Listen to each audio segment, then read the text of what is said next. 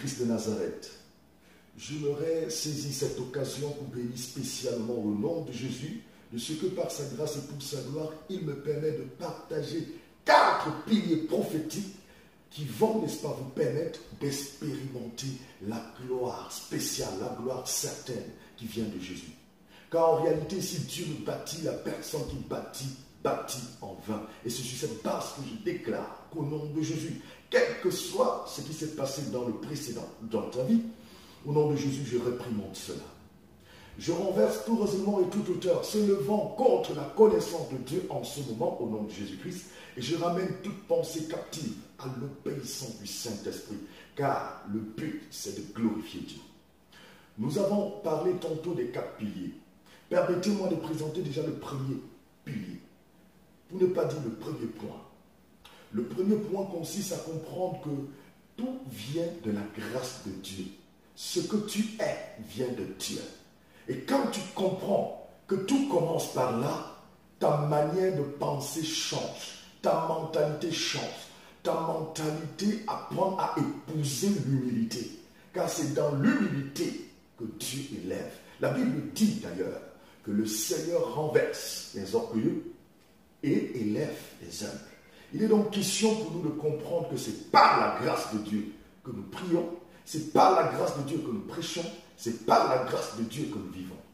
Si nous respectons ce point, des choses considérables sur le plan prophétique se passeront dans nos vies au nom puissant de Jésus-Christ.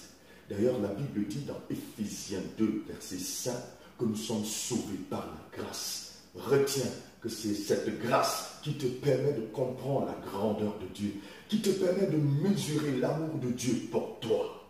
Là, c'est le premier pilier. Il s'agit aussi de parler du deuxième pilier.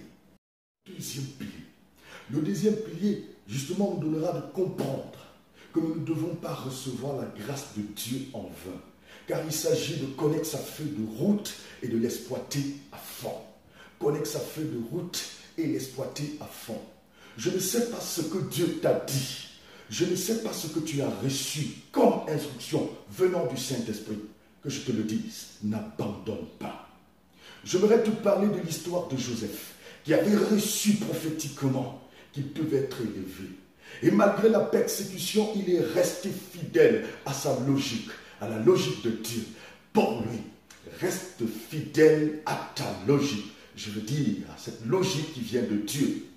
Il s'agit de protéger la vision. Il s'agit de faire vivre la vision. Donc, le deuxième pas, pour ne pas dire le deuxième pilier, consiste justement à connaître sa feuille de route et ensuite l'exploiter à fond. Oui, comme je le disais tantôt, Dieu, par sa grâce, dans ce pilier, nous donnera de comprendre qu'il est hors de question que nous puissions expérimenter la grâce de Dieu et l'enterrer ensuite. C'est la raison pour laquelle je convoque 2 Corinthiens 6, verset 1, qui déclare de ne point recevoir la grâce de Dieu en vain. Ne reçois pas cette vision en vain, quelle que soit la persécution, quelles que soient les rumeurs, quelle que soit l'agitation, quelle que soit la pression, quelles que soient les vicissitudes, reste fidèle à Dieu et reste fidèle à la vision que Jésus-Christ t'a donnée, car c'est dans ça que tu expérimenteras des grandes choses pour la gloire de Dieu. Que le Seigneur te bénisse. Justement de protéger la vision. Il s'agit de l'exploiter à fond, ta feuille de route. Et on ne peut pas exploiter à fond quelque chose si on ne protège pas cette chose. Tu ne peux pas exploiter à fond un projet si tu ne protèges pas le projet. Et comment donc protéger ce projet? Comment donc protéger cette vision? En développant une communion forte avec Dieu. C'est dans ta communion forte avec Dieu que tu pourras protéger cette vision. On la protège en méditant la parole. On la protège en priant. On la protège en étant constamment dans la présence de Dieu, car c'est dans ce climat que des choses se passent. C'est dans ce climat que nous convoquons la pluie spirituelle qui va venir arroser la vision, qui prendra davantage de l'ampleur au nom puissant de Jésus-Christ. Protège cette vision, exploite cette vision à fond, car ici, Il s'agit de comprendre que protéger veut dire aussi l'exploiter à fond. Exploite cette vision à fond et tu verras des grandes choses se réaliser dans ta vie. Réalise-toi par la puissance de Dieu. Réalise-toi par la foi que tu as reçue de Dieu, car le Dieu que tu sers t'a choisi pour un but. Il t'a choisi pour un but glorieux. Exploiter à fond sa feuille de route consiste aussi à développer un mécanisme qui nous entraîne dans une certaine discipline de vie. Et la discipline de vie veut dire fuir le péché. Il est important pour nous de comprendre que nous devons fuir le péché, car c'est dans ce climat que les choses se passent par la grâce et pour la gloire de Dieu. Peu importe tes faiblesses, peu importe tes manquements, donne-toi les moyens pour rechercher ce qui plaira à Dieu, pour rechercher cette vie de sanctification, et le Dieu qui est au ciel t'aidera. Protéger la vision que Jésus-Christ de Nazareth, par sa grâce et pour sa gloire, t'a donné.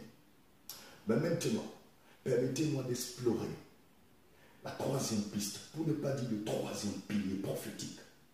Le troisième pilier prophétique nous amène à développer le discernement en ce qui concerne le choix de nos compagnons. Le choix de tes compagnons. Ce choix est déterminant pour ta carrière glorieuse. J'invoque ici 1 Corinthiens 15, verset 33, qui déclare que les mauvaises compagnies corrompent les bonnes mœurs. Déconnecte-toi de toute personne qui n'épouse pas la vision que tu as reçue. Et connecte-toi aux bonnes personnes qui vont t'accompagner dans ce projet. Il s'agit aussi de te connecter aux personnes qui peuvent, n'est-ce pas, t'interpeller, te réprimander par amour, parce que quelque part, leur désir, c'est de te voir aller de gloire en gloire pour la gloire de Jésus-Christ. Dieu mettre un terme à l'exploration prophétique pour la gloire de Dieu par le quatrième pilier. Nous allons parler de la joie. La Bible déclare que nous devons être toujours joyeux. 1 Thessaloniciens 5, verset 16. Je t'invite à développer plus que jamais la joie qui est un remède pour l'esprit, pour l'âme. D'ailleurs, dans Proverbe 17, verset 22, la Bible dit précisément qu'un cœur joyeux est un remède, mais un esprit abattu dessèche les eaux. Ne permets pas à la frustration de dessécher tes eaux. Ne permets pas à la persécution de voler ta paix, car Jésus-Christ a payé le prix pour te voir joyeux. Que le Seigneur vous bénisse et retenez que la vérité prophétique ne se débat pas, mais elle s'impose au nom de Jésus-Christ. Gloire à Jésus.